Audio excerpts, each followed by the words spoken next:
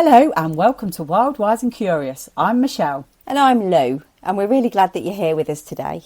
You can listen to Wild, Wise and Curious wherever you get your podcasts. And if you'd like to watch the conversation too, you can find us as a video podcast over on YouTube. Let's get into today's conversation. Okay, so welcome to Wild, Wise and Curious, Rushna. It's really good to have you here.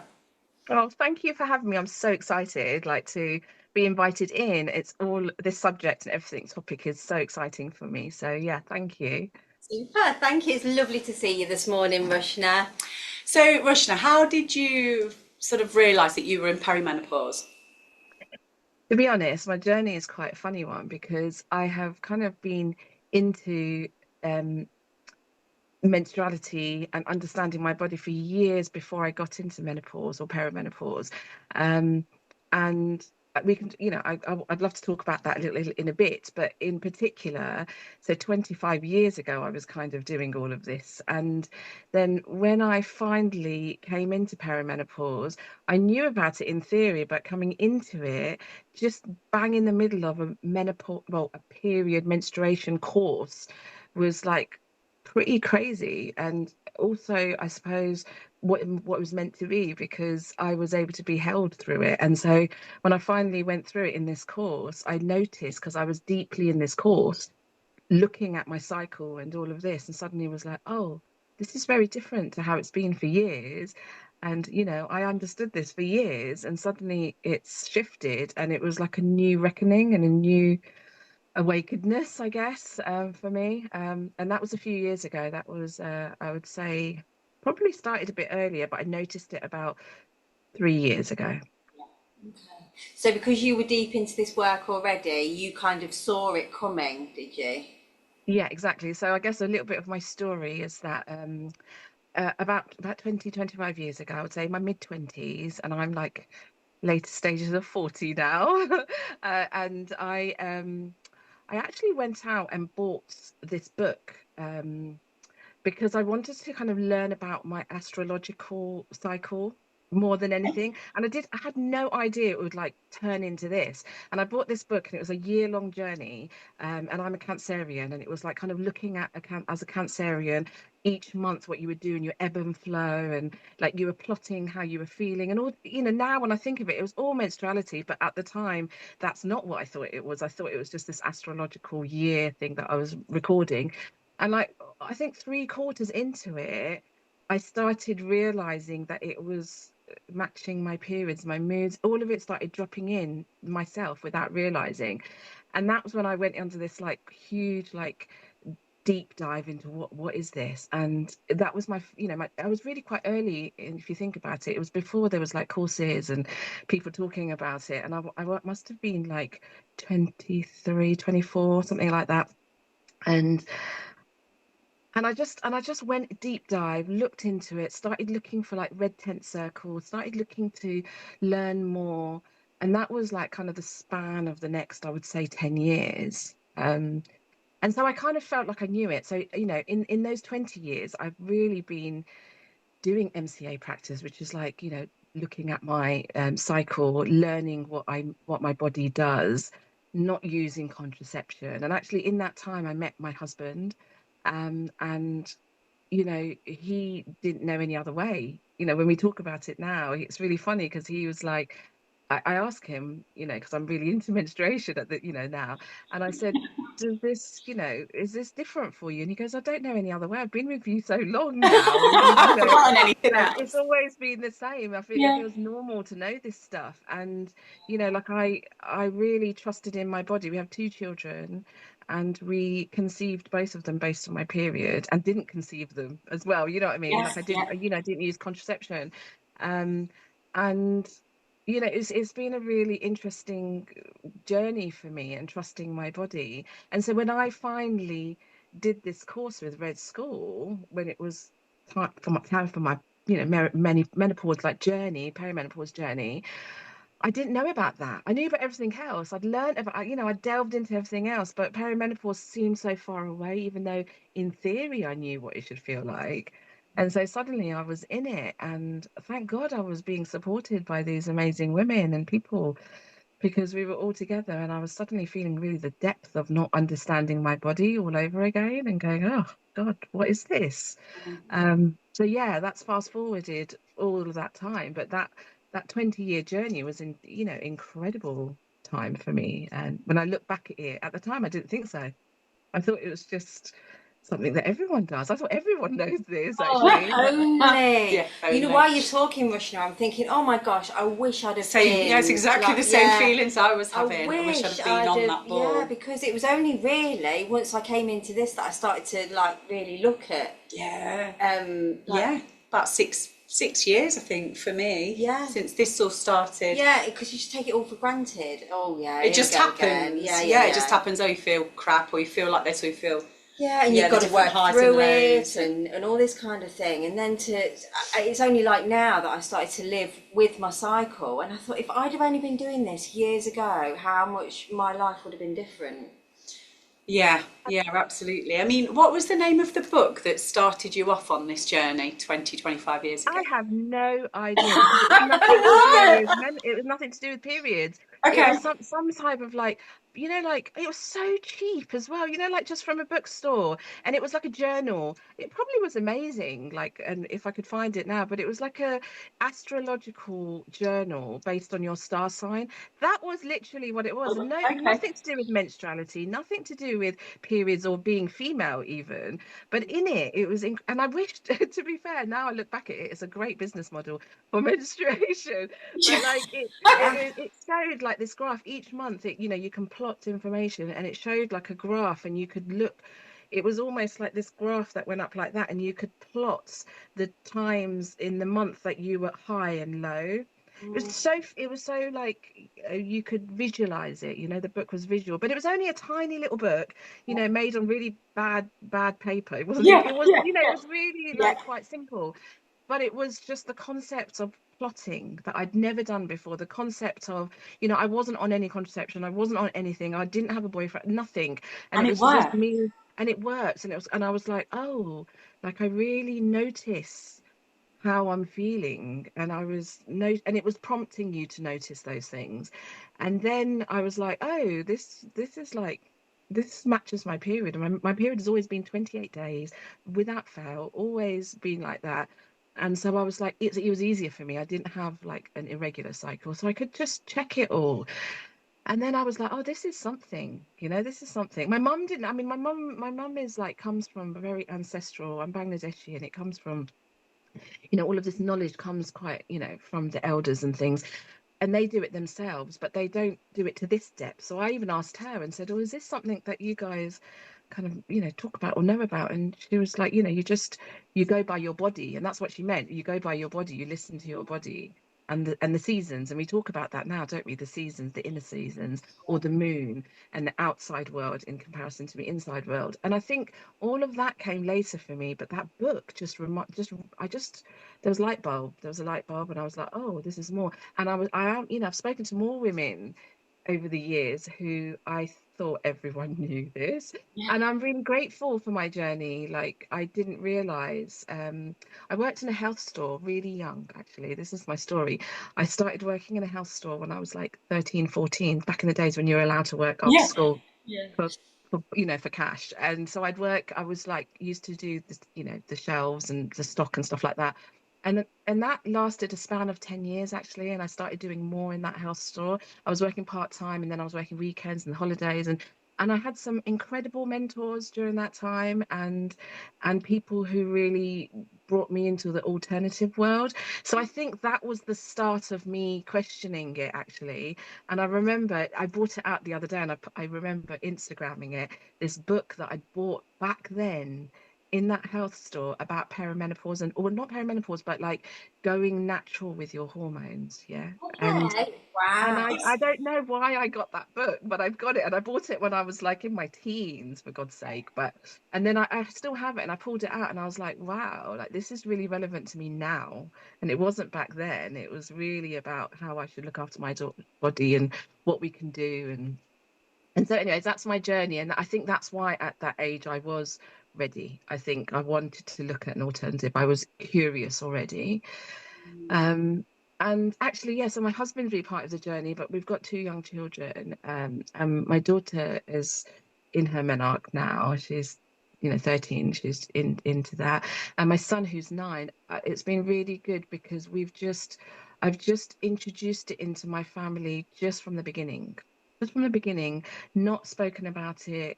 It doesn't matter if there's blood in the bathroom. It doesn't matter that I've got things soaking here, and sometimes they ask questions, sometimes they don't, sometimes it's just what it is.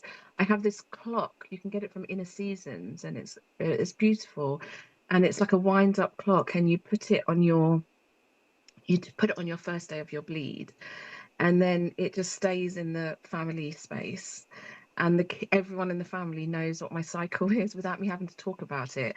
And there was a lot of talk at the beginning, but it's an incredible tool if nobody knows about it to have, because it's not, sometimes we make it about ourselves, and actually when you live with a family you need to not make it about yourself, but also they need to understand that my cycles interpret a lot in our family, like how I am Yeah. interprets a lot. So if they can recognize that, mum is sleeping more because she's resting in these 2 days, and oh, she's on her bleed, or oh, she might be a bit more ratty with me today, and that's because she's in that period. And I've spoken to them in that way, and I think more of us should do that if we can, like with our families.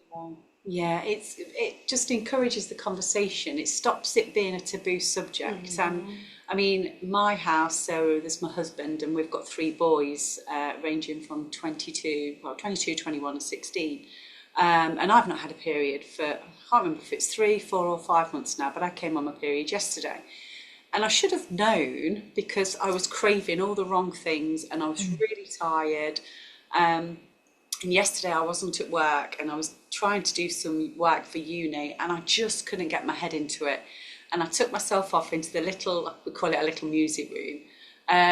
It's just a conservatory that we like made in, put the record player and stuff in. And I laid on the sofa and the dog came and laid next to me and I just couldn't be asked to do anything. I just felt I felt flat. I felt empty of energy.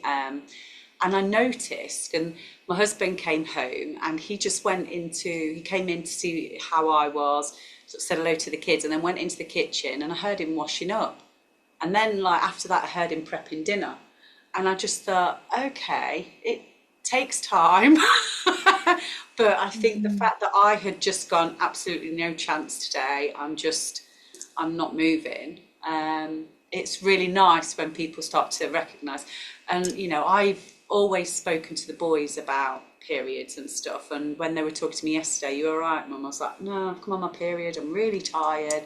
I feel like this. I feel like that. And I think sometimes they think, oh, God, I shouldn't have opened my mouth and asked. But actually, in their futures, with partners or with friends or whatever, it's like just having that understanding and not poo-pooing a conversation because it's part of our life, isn't it? And it's a regular part of our life where we are feeling up and down, especially in this period where you don't know if you're going to get a period, and it's just all so tricky, isn't it? Yeah, and we're navigating life in a different way with more Absolutely. responsibilities, yeah, absolutely. I think it's so important. Like this, the divine masculine is born through us, like our children, and it's I find it fascinating because my daughter's now going through it, and she was so hormonal, and my poor son had to deal with that as a sibling, like she really did. But I was really, really try to explain it. Obviously, it's not perfect. I'm speaking to you like this. It wasn't perfect. It was hell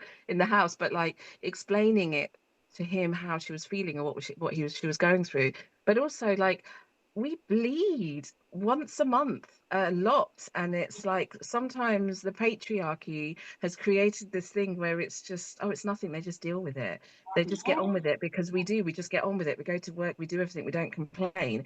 But actually we do need to tell people this is not easy, we grit our teeth and go through it. So many people have pain, and like so many people have excruciating periods, and actually it's a physical thing that's happening in our body. We need to my son recognizing that there's blood in the house during those periods of the month, for him it's like, well, that's a body thing. We need to explore that more with men, I think, so they go, oh God, this is what they're doing. every month. Normalising it, like you just Yeah. said, isn't it? It's Yeah, it really normalising it, is. having those conversations where it's not a like, ew, that's gross, you know, kind Yeah. of thing. It's just like it's normalising it. It is. We all have to go through it. Yeah, we do, and sometimes it's exhausting, isn't it? You know, Yeah. those days where, you know, everything hurts from above your boobs, like to your kind of knees, and you've got those like feelings that like really achy, and even to just get up and walk around the house, and you're just like, all I want to do is lay under a blanket. But no, you've got to get up and do the school run, then you've got to go to work, then you've got to do tea, then you've got to make sure the washing's done and tidy up, all of those different things. And sometimes, yeah, it's a lot. So just having a family or people that the people that you live with, or you know, the friends or whatever, when people understand, and they can be a little bit more Gentle. yeah. Yeah. But then when we're talking to our sons about it, you know, like in the future when they come across it, it's gonna. For me, I'm really lucky, like we all are by the sounds of it. You know, my husband will pick up the slack. You know, if I'm not doing it, he will literally do it like Tom did. Yeah. And that's what we need. You know, that stability to know that we can lean on each other when we need to. And it's I feel very lucky that I've got that. Yeah. Well, the thing is, it's just, you know, going back to kind of like, um, you know, the original way that we lived in villages. We don't have that anymore. We have to create our own village, don't we? And like, so, you know, when I spoke earlier about my family heritage and where we came from, it was really interesting because women have sat in circle together for so long, and we are creating more of that. It's something that I do now, and, you know, like, have moved into more and spending time with women in that way. But we don't have that anymore. So when you were saying that, you know, your husband has to take slack, and the same as mine, like in days gone, we would sit together, and the grandmas and mums and aunties and all of them would all be there. They'd pick up the baby, they'd do this, they'd do that. We don't have that anymore, so we just have to do it all ourselves. And I think I'm really excited that more and more people are starting to learn to be in circle more and support each other more. And I hope it just keeps growing, because I think that's a really important part of the whole menstrual cycle, the womanhood, especially perimenopause, because I don't know if you've had that, because it's a bit like pregnancy where people don't tell you the full story about the symptoms, and you have to find out. Like one time I couldn't walk up the stairs for like 24 hours because my knee had gone. Then I was like, oh my gosh, what's happened to my knee? I literally am limping, and then it just disappeared. It just didn't, I was fine. And I was like, what is that? And I was like, oh, I think it's perimenopause. And it's like there's no answer, is it? It's like, what was that, and what am I feeling? And if you could speak to other women and they're around you, like I could say, has this happened to you? Yes, it is. You know, like this itching. What is that? Oh no, I'm not going crazy. It's part of perimenopause. It's and then there's people there to support you around that, just as they are in pregnancy or like after birth, you know.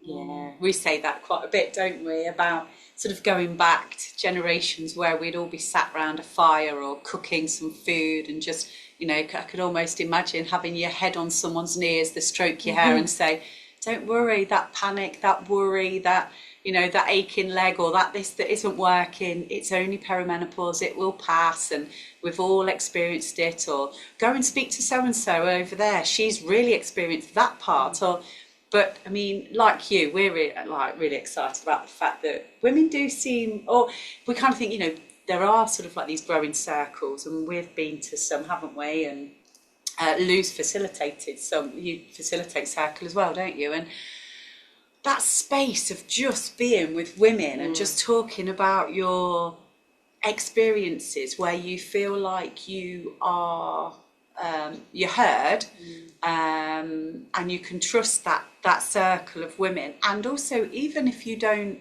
have an experience that's exactly the same as somebody else's, you can kind of, you learn something from somebody else's story. Absolutely. Yeah. Yeah. And I Yeah, think absolutely. also it's there's just showing up, because you know, sometimes if we're feeling a bit crappy, we'll go up, we'll hide away, we won't talk to people. Oh, I don't want to burden you with this. But actually, it's the best time to show up for each other, because you know, once you share it, you feel so much better. You're showing up, you're being, and when you're being vulnerable, other people feel like they can be vulnerable, and it just it has a knock-on effect, doesn't it? Yeah, Yeah, and each person brings that back into their world, don't they? And that has a knock-on effect as a ripple. Yeah, absolutely. And that's a really interesting thing to get onto, actually, because earlier I was saying how I thought all women kind of knew this.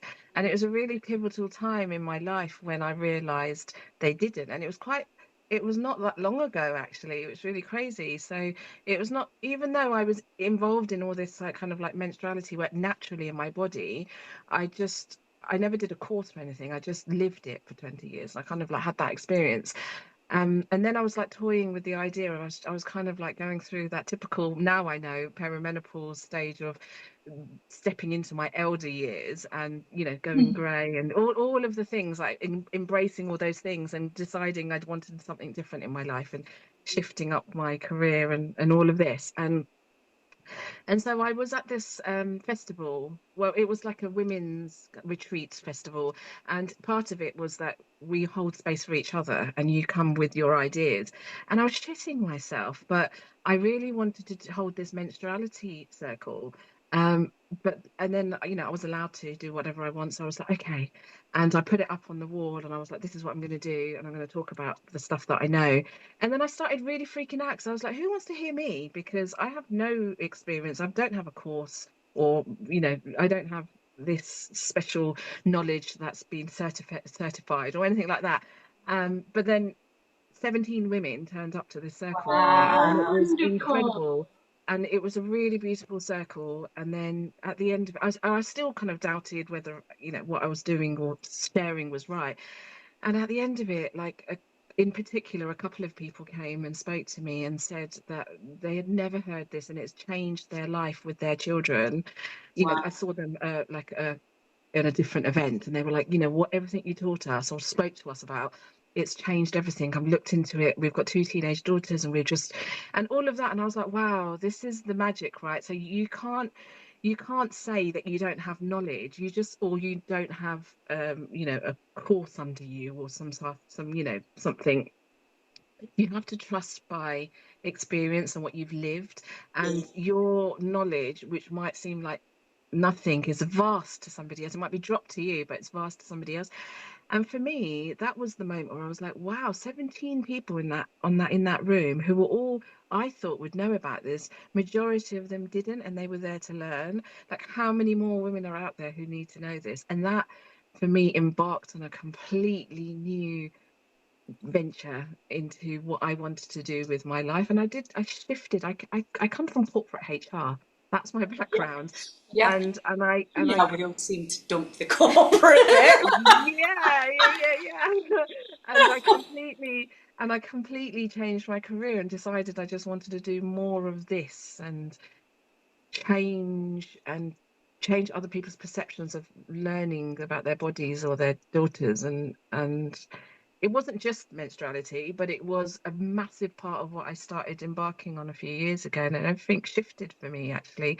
And I hold space for women in different ways. I hold space for women in circles. I'm a drum facilitator. So I hold space with drumming. And all of it is the same. It's healing, it's being with women, and it's looking outside in nature and bringing that into our bodies. And I think it's really important that, as I said, at this stage of menopause or the wheel of womanhood, I don't know if you know about that, the wheel of womanhood, this is the part which is like the last, like almost like the last initiation that we talk about with menopause, the last initiation where we step into our elder years, the wise woman, like actually step into it. And more women are starting to recognize that menopause is when they start to notice this and they want to do more in the world or they want to change something, because actually that is part of womanhood. And that is something that we need to embrace and realize it's actually a great power. Like a rite of passage. A massive rite of passage, yeah. And we have so many over our lives as women, but this particular one it was almost taken away from us because we were told that we become frail, we become old, we become ugly, you know, all of those things as we get older. But actually it's the complete opposite. Like menopause is a huge initiation into an unknown, but it's an unknown part of you that becomes alive because we've given birth to everything physically that we need to, and suddenly we're allowed to give birth to something that we want to give back to the world, which is our lifetime of experience, right? Like things that we think that we don't have, but we do, because a 20-year-old now hasn't lived my 47 years of life, and I can teach that 20-year-old so much, and actually all of us can, and we've been told that's not good enough. It's absolutely good enough. It's amazing. We are amazing, aren't we? I think Yeah, that's yeah, one I of the think so. things that that we're like really, really learning and leaning into this whole thing about. And don't get me wrong, there are days like where you do feel knackered, or you're working through a symptom or something where you do feel, you don't feel 25 energetically, but your brain. I didn't even feel energetically 25 when I was 25. 25 years ago. But that kind of level of wisdom and the level of confidence. I mean, and it was a journey getting there from like a really rocky perimenopause to sort of 5-6 years later, where now I feel, apart from on the days where I feel crappy, like I said, but I feel more confident in myself. I feel more confident in not doing things that I don't want to do and doing the things that I really want to and also need to do. I think there's a power in kind of learning who you really are. And for me, I kind of thought I knew, and like you, I discovered a book in my early 20s in a charity shop in a bucket outside that was about 50p, and it was Clarissa Pinkola Estes, Women Who Run with the Wolves. Yeah, amazing book, amazing book. Brilliant. And I bought the book, and it was knackered then. And then I bought it, and I thought I need to read that. And then it went in on a shelf. Then I moved. Then it went in the attic. Then it came back down. Then it went back upstairs. And then when I started to sort of like go through the perimenopause, I remembered the book. And so I thought, for some reason, it was calling out to me. So I went and got that. And that kind of made me go, yes, absolutely, And yeah, I just think there's something magical about this time.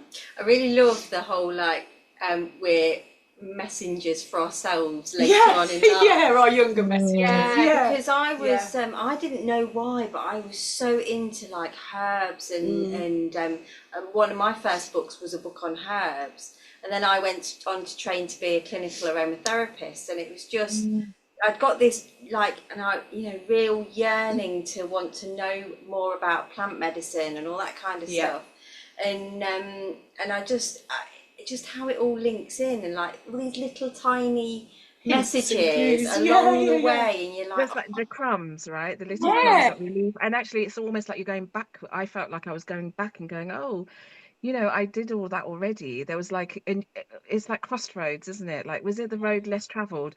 And you can kind of go, oh, I'll go down that path, which is a career, and do all of the things. And all careers are great, but like the corporate thing that school churned you out to do, or you can go down the road less traveled, and we don't realize that we've already left the breadcrumbs, right? There's that, and actually looking back, when I look back, I was like, oh, I was always meant to do this, but I just did something else for a little while and explored that. But actually, this is what I was meant to always do. It's interesting. Yeah. I also feel as well that there's been a while where I've been like, oh, okay, I'm a whole new person now, and I'm completely different to the one I was like 20 years ago, and But actually, no, it's a transitioning. I'm still that person, but I'm just learning new parts of myself, which is quite exciting. So I'm trying to almost reframe it. In yes, those things were important at that time, and now something else is important. It's just a transition. It's not I've given up everything that I was and rebuilding as such. It's just Different version of yourself. Yeah. And it's interesting, you said about the aromatherapy. So I was very similar. So this whole journey of me being in a health store piqued my interest in alternative health anyway, so it kind of went with me the whole of my life. And then for a little bit bit at university, you kind of forget that, don't you? Because you're like a different person. And then, you know, had children and brought it back again. And I really wanted that kind of like health conscious like lifestyle with them. And essential oils were a really big part of my life. And actually, around that time of menopause, so it was around 2021, that the brand doTERRA came into my life, the oils, because I'd been using them for so long in my life, oils generally, and herbs, because my mum's like kind of into herbs as well, Ayurveda and all of these things. But in particular, when I came across this particular brand, it was just blew me away, the medicine of them. And actually, this is what I do now. So that 5 years on now, I have like completely, exactly what you did, completely re-emerged myself into this. And I wish, and I'm so glad I did, because two things happened. One, which was I went on a huge self-development journey that allowed me to actually become that person that I said that I wanted to become, and allowing myself to come out of, stepping out of the boxes I put myself in, and actually trust the confidence in doing these other things. That was one thing. And the second thing is with these little bottles of pure joy and magic that I didn't realize would change me and other people. So I help other people as well. But in particular, my perimenopause journey, I think there's been three things that have been really helpful for me. One is just recognizing my cycle and MCA for a long time. So anybody who hasn't done it, it's not too late. I always say, just do it now. Even if you don't bleed, look at your cycle through the moon. It will really help you going into the future of your, you know, your menopause journey. And two, with some of these oils in particular, which are incredible for hormone balancing and helping some of the effects that I had. You know, some of the really crazy, like day to day, like the hot flushes, the feelings, you know, the horrible feelings in you, the pain, the joint, the itchiness, all of those physical things, I managed to help with some of these oils. And I am so thankful for them. And the third thing is just what we talked about already, just being in community. So those are, for me, those have been the three major things that have helped me through the last few years, and I think will help me in the next few years, because I'm still going through the thick of it. Yeah. Amazing. It is. It's just finding your tools, isn't it? Yeah. Those things that are going to help you just navigate your day-to-day life, because every day may be different. You know, one day you have the itchy skin, the next day you have, I don't know, the hot sweats, and it varies so much. But it's dealing with what you're dealing with on that day, isn't it? Really. Yeah, it definitely is. It definitely is, because you don't know what you're going to get, do you? It's like a little Yeah, surprise. it's like a little spin the wheel. Yeah. So a What you're gonna get today. toolbox, having your toolbox is great. And I think also, you know, the things that we're all sort of doing to share with other women, and going back to, like, you're talking about the circles, Rushna, and the fact that they're kind of becoming, there seems to be more and more of them. But also, you know, the other things that you're offering to sort of like support women, and like the podcast and people sharing their stories, it's kind of like, if we all kind of had a bit of a heads up about what potentially might happen in perimenopause, much like having an idea of your menstrual cycle and tuning into your body a little bit more, journaling, you know, going back to your little astrological book, if we all kind of knew about this, it would almost make this part of life exciting. And I think many of us do, well, one, we probably don't know what's going to come, so there's a level of fear around that. But there's also, when it does come and you don't know what it is that you're dealing with, because you don't know what perimenopause is, or you think, or you've not heard of these symptoms associated with it, it can be really quite frightening, can't it? But if we are all a little bit more aware, because we've heard stories, we go to a circle, we check in with our monthly cycle, we notice the ebbs and flows, and we're a bit more aware, that can only be a beautiful thing, right? Yeah, no, absolutely. And it's interesting, because I don't know if you guys have noticed, like interviewing lots of women, but Are you noticing that they're changing as well? Like when they go through this process, like they are, like I said, it's an initiatory process, Oh isn't my it? Or God, they are stepping in, they're suddenly stepping into something new, because that's what I'm noticing with myself and other people as well. It's such a So I did the course with Red Score. So I did the feminine leadership course with Red Score, and this is the course that I was speaking about. And I'm a Red Score endorsed menstruality mentor now. And based on that course, like one of the major fundamental things that I took out of it was the fact that menopause is not meant to be easy. Like, like if you've had a child and you've done childbirth, you go through it and it changes your world, and then you can go through it again, okay? And because you kind of forget about it. But this in particular, the way I've taken it on is this in particular, you go through this process, it's meant to be hell. It's meant to be absolutely life changing. It's a complete death and rebirth. So we die, we lose a part of ourselves, and it's meant to be hellish because we are meant to remember it as that, and we let it go, and then we come out and we're born into this new version of ourselves. And I really, it's so crazy. I know it is hell. I know it's going to be hard, but it's almost that has helped me recognize where I'm supposed to be with it and how to kind of come to terms with it. And I think the more we know what to expect, and as you said, the more we realize are with other people and speak about it, the easier it is. Otherwise, imagine going into childbirth and not having a clue what's going on. yes, That's yes, completely crazy. So it's the same process as another oh my initiatory God, it process really that we is. need to. Yeah, and that's why it makes it really important to really hold on to those little moments of joy as well, because it feels like they feed you as you're going along. Yeah. So you might be feeling all this crap as you're navigating it, but there'll be little moments of joy where you're like, oh, I'm going to follow that a little bit more, and that helps me just navigate this a little bit more. And like what you were saying earlier, Rushna, is I really do feel like a lot of what we're told in society is external. Like if we have got an issue, let's go externally to try and fix that issue.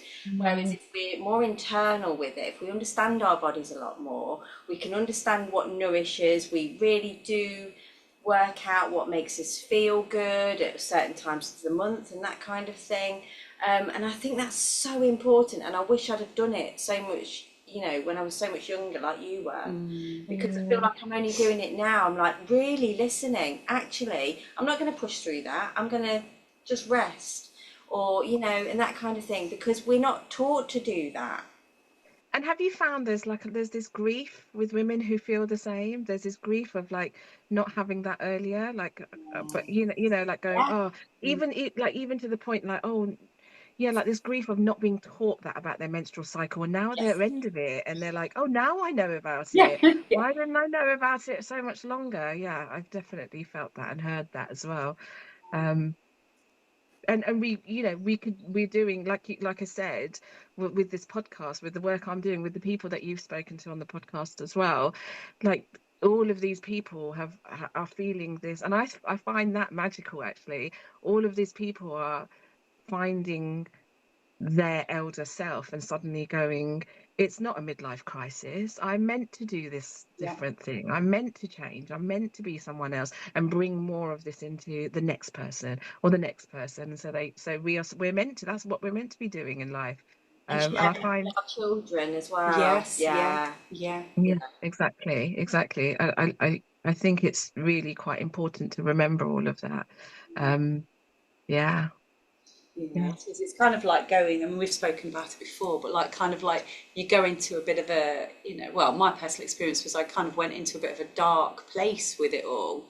And then when I kind of started to feel better and feel better and feel better, it was all about bringing the light with me, the things that I'd remembered or the things that I knew had to be done differently or the things that I felt needed a light shining on, so that somebody else might not feel quite as, as shitty. And that all harks back to this whole thing of that sharing of our stories and sharing experiences, and like, you know, we're not necessarily experts in anything, but we are experts in ourselves, and we're Yes, lived experts in our... experience is more Exactly. how, you know, there's a thing, isn't there? Like we nowadays, I think I hear about it more and more with the people that I mentor as well. They need to do another course, they need to do another, they need to pay into Yeah. another thing. And actually, I'm more and more sitting in with the knowledge that no, why don't you look into what you've already got, and why don't you look into what you've experienced and speak about that to others? And I hope that that comes back full circle, because there's so much out there at the moment, quick things, quick fixes, quick Yes. courses, quick certifications. And actually, like I said earlier, like I didn't have any of that when I first held that one circle workshop, and I was really blown away by how much I was able to give to others just from my lived experience. So why can't we just start doing more of that as well? And Yeah. if you want to start something, start it, and some people will go with you, and then that's your first step of experience. And Yeah. we've all started from somewhere. Yeah. It is, it is, and people. I think there's so much power in sharing stories. I mean, I go on about stories because I write and stuff. And I remember I did I wrote a short play that was on just at a local theatre, and it was basically a little bit of like the journey that I'd experienced in perimenopause, but framed in a kind of like a bit of a kind of earthy way, with this sort of like earthy narrator. And anyway, but the crux of the story was about how you can experience how these things can come into your life, even if you're not expecting them, but sort of stick with them, and what you can learn along the way, and then sort of coming out the other end. And like you with the circle, this is like my circle sort of thing. It's kind of like just getting the stories out there. But this lady came up to me and she was like, "Oh my God, I just want to say thank you so much. I've never seen anything in the theatre or represented in telly or anything like that that shows how I actually felt. And so I just want to say thank you for doing that." I mean, it was a play that was on one night. It was nothing like Yeah. special or anything, but you never know, do you, when something that you've experienced and then shared, you never know when that's gonna It's touched potentially somebody. Yeah. And resonate. that's a Thought moment a of little joy, bit. isn't it? That's Yeah, a I moment was of that one buzzing that, like you. yeah. I was just like, come home and I was like, oh my God, to my husband, this lady, you know, and I was just like, so it's always worth it, isn't it? Yeah. I'm really like, I really do feel it's very important for us all to be on an equal footing. Yeah. We don't need experts. We just No. need to be with each other. You know, there's no real hierarchy of that. It's just like we're just being together is so nourishing. And Yeah. then there's no real expectations, and then you don't feel like you're going to fail or anything. If we're all just being together in community, it's magical. Yeah, definitely. Yeah. No, I agree. And it's really interesting because we want to hold that space, don't we, more? But it's again, I always say, like, if you want to create a circle, do one. Like Yeah, sometimes yeah. I've been holding a circle for about 3 years with a friend of mine, and some of those people want to create somewhere else, and or online, when I've spoken to people, they want to, and there's this feeling of I can't do it because somebody else is doing it. But the people that are going to come to you are going to come to you because Yes, Yes, yes, you yes. have things to share. There's never enough circles, in my opinion, and more and more people coming together is just going to benefit all of us, as we said, the ripple of it all. Yeah, I really love the idea of like creating more, bringing more, and like allowing people to share their knowledge more as well, even in helping younger people. Like I say younger, like I'm seeing more and more like 20-year-olds starting to do this work that we've started like late. And I Yeah, think that's incredible. Like, why not? I wished I'd had the guts to do it then. yeah. Like, if we can empower them to do it sooner, that's going to be even better for the world, isn't it? So Of course it absolutely. is. So, Rushna, take us through all the things that you've got going on at the moment. So, in case anybody wants to come and find you. Oh wow, okay. So you can, I mean, obviously you're going to pop some details about where to find me on social Yes. media, but so I do locally. I'm in Devon now. I've moved to Devon and I love it here. But I hold drumming workshops here if you're in around the southwest, and I'm holding some drum related work. I'm starting to do more circles here as well. But I also I do this 13-week container with women, with 3 other beautiful people, beautiful medicine women that I work with. And it's called the Rose Academy. And we did it last year. And we're opening up the doors. We had a break this year, and we're opening up the doors for a in-person retreat in Devon, and then opening up the online portal next year again, which is a 13-week program. And it's a contained program with women, and we journey together for 13 weeks together, and it's like a transformational process. And we go through things to do with menstrual cycle as well, but more to do with like the inner person, like finding that space for yourself and shifting it so you can come out doing more of this work, what we talked about really today. So that's next year, in hopefully after the equinox, in spring equinox. And so if you want to work with me, those are the beautiful things that I do. And That sounds sounds really gorgeous. Yeah. I'm What are we doing next year? 13 weeks. you're going to be on this course with me. Oh my God, it sounds incredible. It sounds incredible. Yeah. Oh, Rushna, it's been an absolute joy God, it has. talking to you today. Yeah, thank you for having me. It's been Thank lovely. you for coming along. Yeah, It's been we'll wonderful. definitely catch up with you again, I think, and have a part two. Part two. Yeah, That'd be really wonderful. lovely. Oh, I'd love that. Yeah. We could talk about, go a bit more nitty gritty. Should we do that? Yeah, always up for the nitty gritty. Yeah, because it's gone so quickly, as it always does. I know. Thank you so much, Rushna. Yeah, thank you, Thank Rushna. you. Thank you so care. much. Take care. Take care. Bye. Bye. Thanks for tuning in to today's episode. If you'd like to be a guest on the show, feel free to email us at info@wildwiseandcurious.com or reach out on our socials at wild_wise_and_curious. And don't forget to hit subscribe so you never miss an episode. Stay curious and we'll see you next time.